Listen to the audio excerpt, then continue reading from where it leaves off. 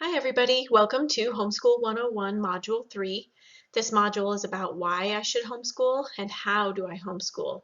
It gets very practical and there's a lot of information to go through, so let's jump right in. I'm going to start off with why to homeschool. And this is a cute picture of my four reasons why I homeschool. And everyone is going to have a different answer to this question, but it's important to find your why and write it down. Someday you might need to look back at your why statement to motivate yourself to keep going. I've met people with all kinds of reasons for homeschooling. Some were concerned about bullying going on and the inadequate response by their school. Some had special needs kids that they felt were falling through the cracks. There's lots of resources for homeschooling kids with special needs, so don't feel like that would keep you from homeschooling your kids. Others had gifted kids that they wanted to be able to work at their own pace and maybe get through things sooner, but they found in a school setting they had to kind of stay back with everybody else. Money can also be an issue. Private schools are not cheap, and yet some of us would like our children to have a religious education. Some families want to be able to travel throughout the year, and so they love the flexibility of homeschooling. I even met a girl once who was a model, and she was traveling to places like Paris and as a younger preteen, and mom was going with her everywhere, and so they just needed to homeschool because the child had a job like that. So whatever your reason is, narrow it down and make a note of it on the homework printout that I provided in the first unit. That way it's written down and you can always look back at it. It's always good to have a why statement. I feel like this is a good place to address the biggest issue that really is not an issue at all.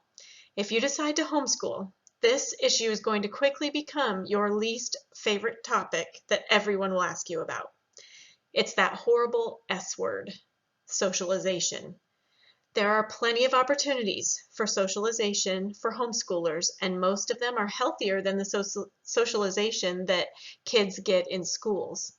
Homeschoolers play sports, go to church, participate in 4-H, take music lessons, attend park days, take classes at co-ops, and spend lots of time talking to people of all different ages when there's not a global pandemic to keep us at home.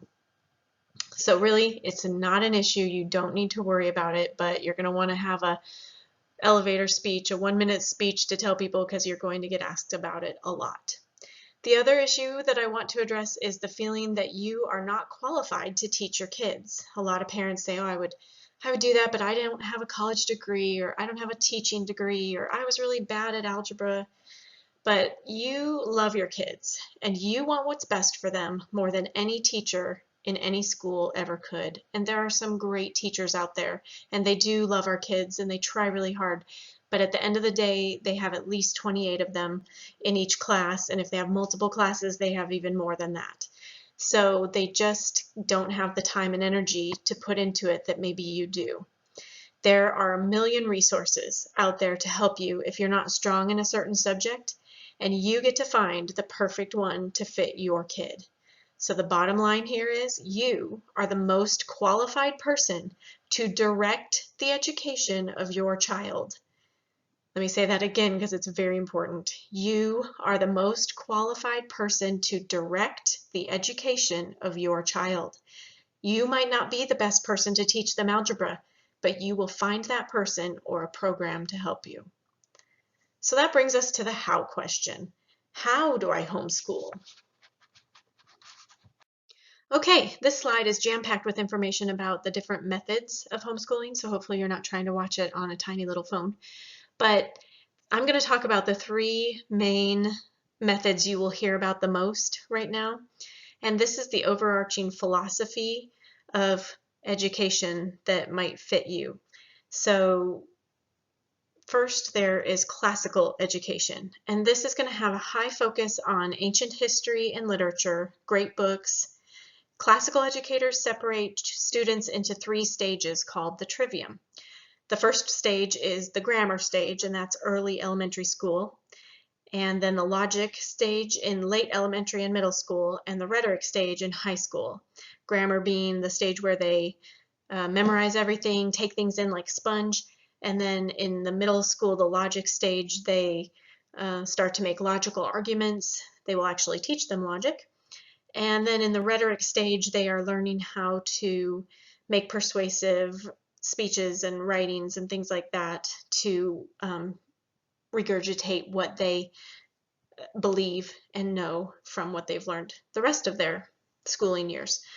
So it's very popular, and you'll hear that name a lot. It's rigorous. It teaches history in a chronological order. It will teach Latin and Greek, and sometimes it's biblical based, but not always. Popular companies for classical education are Veritas Press, Memoria Press, and Claritas Press. The second one we'll talk about is the Charlotte Mason method, and that's a little more laid back. It recognizes that children need lots of playtime, and book learning is done in short time blocks. They focus on taking nature walks, journaling, and hands-on activities that are largely child-directed. It's flexible and observational. The kids read living books, which means they are written by people who are passionate about the subject. And curriculum companies for Charlotte Mason method are Simply Charlotte Mason, Master Books, and Charlotte Mason Homeschooling. Those are things you can Google and find all kinds of curriculum for that method. Then there's unschooling, and that has become pretty trendy these days. You'll hear a lot of people say that they unschool. And it started back with John Holt in the 1960s and 70s. Some people consider him the father of homeschooling. He believed that children who were provided with a rich and stimulating learning environment would learn what they are ready to learn when they are ready to learn it. Holt believed that children did not need to be coerced into learning. They would do so naturally if given the freedom to follow their own interests and a rich assortment of resources. This line of thought came to be called unschooling. It's free-form, student-centered, unconventional, interest-driven, and activity-based. There's absolutely no testing and rarely even standards like you need to read by a certain age or anything like that. They just really let the children drive their education. So that all sounds great, and a lot of it is, and I've had a lot of friends try it. Unfortunately, what I've seen from my experience is that it is difficult to do well, which leads me to a few cautions that I would like to give you with this view. Unschooling by necessity has a lack of structure that can be difficult for some personalities. So your kids might not appreciate the lack of structure, and you might not appreciate that. So you kind of need to take into account your personality and your kids. It can cause the parent to feel the need to reinvent the wheel, coming up with the curriculum when there's plenty out there that has been done for you. So following your kids' interest only can be frustrating if you've had kids for any length of time. Sometimes they don't seem to be interested in anything at all. So you can apply this approach by taking a curriculum that someone else wrote and modifying it to your family, which I do all the time, and we should always do. So it kind of keeps that little rebel spirit going, and yet you still feel like you are following a pattern, you have some structure, and you're not going to miss or have gaps in their education. So that's what I do with books.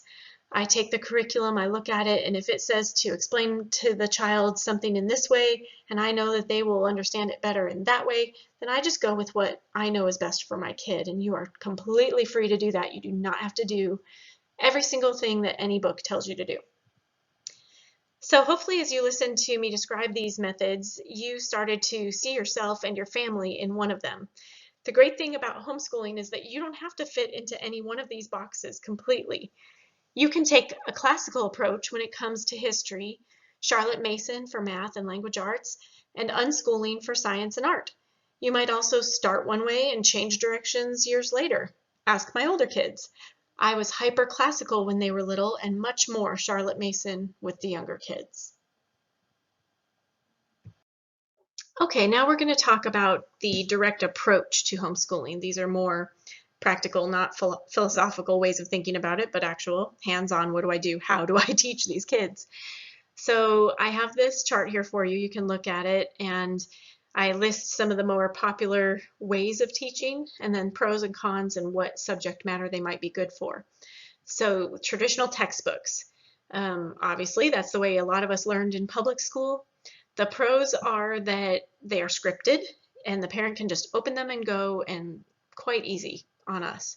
The cons would be that they're heavy in multiple ways. I mean, they're physically big books, and some students will find them boring. Sometimes they're only in black and white, things like that. But they are good for math, language arts, history, and science. The next one we'll talk about is consumable workbooks. These are economical and easy on the parent. They are usually, the main one I think of is AOP, that's Alpha and Omega Publishing. They have what's called life packs, and for every school year there's 10 life packs for each subject. So you could get, say you are only doing a half of a school year for some reason, because of circumstances that have caused you to homeschool for just a short amount of time, you don't have to buy an entire curriculum set. You can just get what you need for the months that you need it.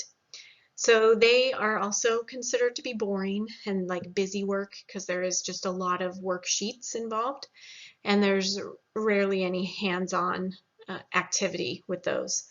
But they can be great for handwriting, math, grammar, and like I said, for those times when you just need something to get you through a certain short amount of time. Then you have online self-paced courses, and those are easy on the parent. They travel with you. So if you're a parent who's going to be traveling a lot and the kids are coming with you, then they can do their school anywhere and they don't even have to carry a bunch of books.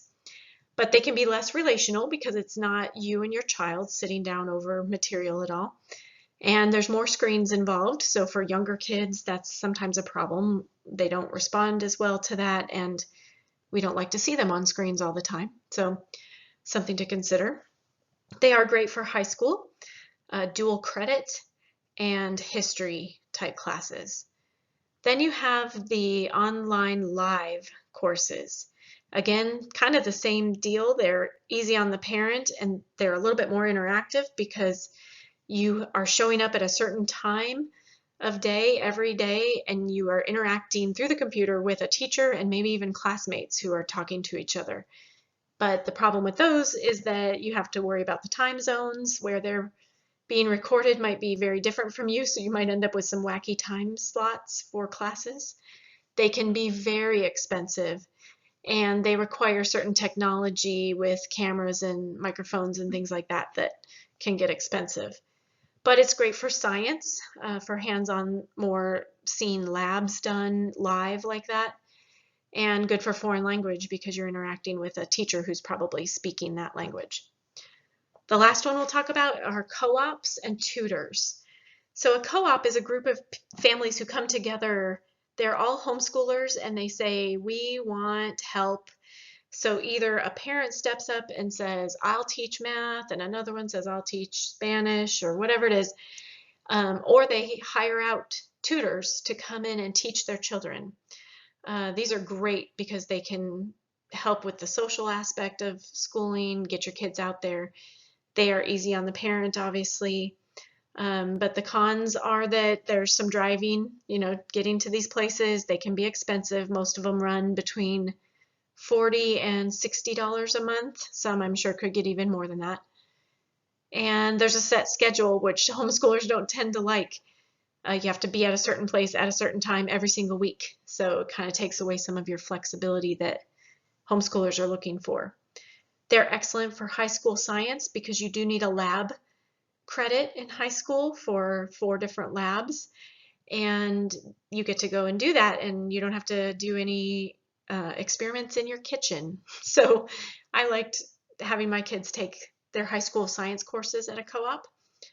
It's great for art, foreign language, and just exposure to letting your kids interact with another adult and have to obey them and get things done by deadlines and things like that. So like methods, you aren't going to use the exact same approach for every subject every year from here on out. You get to customize a plan that works best for your family. If you need help with that, I offer a consulting service to help narrow down the options for you. We get together and talk through each of your kids and where they're at and what they need. And then I go home and work up a portfolio for you that will narrow down 3 or so options for each subject and just kind of point you in one direction, so you can then only have to look at a couple of things to make a decision for what works for you. And then I'm there for you to talk through that with and show you exactly where to go to get started on those things. So I can do that for you if you would like.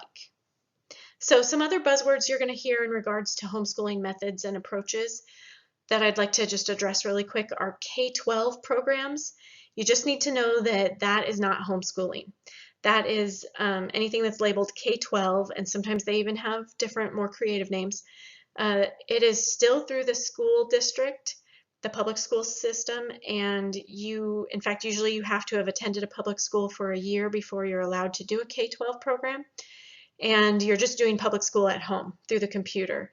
You have zero control over the curriculum or what they learn. You have to do exactly what they tell you to do. Many of you got a taste of this during the pandemic, so you might be not liking that. Maybe it was kind of nice. It works for some families, and it's fine, not judging. You know, if that works for your family and you go and do that, that's great. Just know that that is actually not homeschooling. You are accountable to the school district, and you could even face fines and penalties. I've heard some horror stories if your kids don't complete the work. So there are some situations, like I said, that a family might need to do that, and it is free, so it's not homeschooling. You'll also hear people talk about unit studies. These are great for younger ages. They take subjects and teach them all under one umbrella, so to speak, and it might be space. Say your child is really interested in outer space, and so for 6 weeks you're going to do everything related to outer space. You're going to try to work your math into that. Language arts, you'll be doing copy work about the different planets and all of that. Your history will be focused on outer space. There's a lot to learn in history, from the space program to all kinds of things. So everything will be focused on space for 6 weeks, and then you change up for the next 6 weeks. So those are an interesting way to learn, especially in these younger years. It's rare to find already written curriculum for that. A lot of times you have to do it yourself, but Alpha and Omega does have a program, I think it's called Weaver, that is unit studies. You're also going to hear the term deschooling, and that's the idea that after you leave a school setting, you take a few weeks or months to undo the school mindset and adjust to seeing learning in everyday life. So sounds great. It's a lot of times just taking a break, but you will find that you spend a day in the kitchen baking with your kids, and they just learned a lot of math and language arts and common sense. So it's all good. Finally, university models are like private schools or co-ops where homeschooling families come together and they meet for classes with paid teachers, but it's not like a co-op that only meets 1 day a week and is a little less expensive. These are like 2 to 3 day a week programs, and they will be sending the assignments home for you for the rest of the week. You do all your subjects there, and it can be a great best of both worlds type of schooling because they sometimes have extracurricular programs like sports, but they are also usually quite expensive.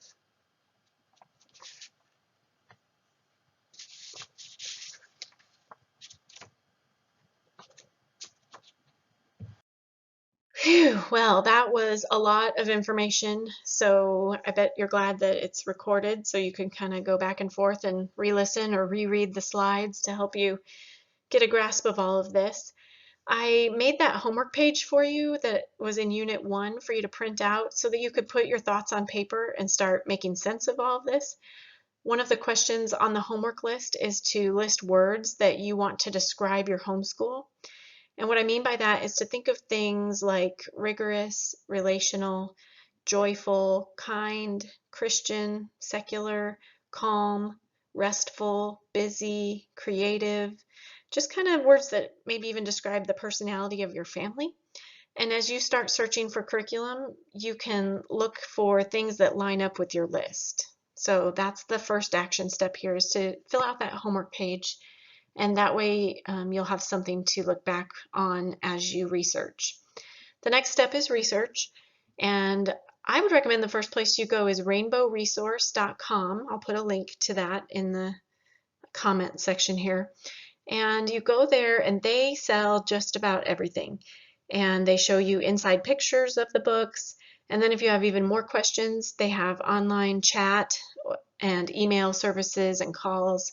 You can call and talk to, I think they call them curriculum advisors there, and they will help you narrow it down and get answers to your questions before you buy anything. Once you know the name of a curriculum that you're interested in, you might want to go straight to the publisher's website so that you can do really good research on that product. At that website, they will have what's called a diagnostic test for just about every curriculum that you find.